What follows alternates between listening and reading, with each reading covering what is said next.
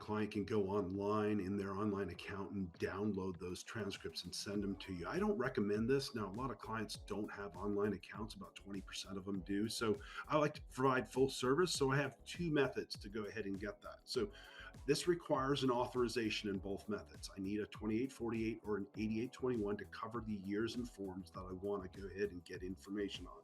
And remember, those authorizations you can do 3 years in the future.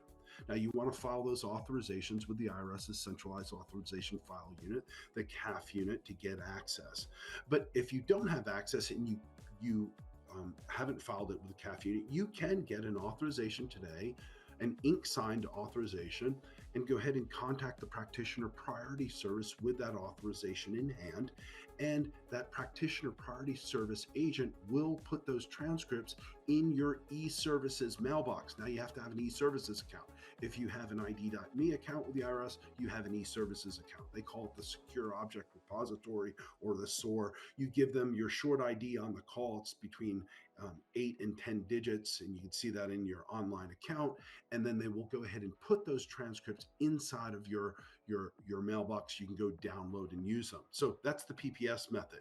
The method I'd like to encourage everyone to use now and in the future is file an authorization on your client, right? File an authorization, 2848, 8821. Usually for me, it's an 8821 because the 2848, it means I'm representing them. I just want information. That's what the 8821 is for.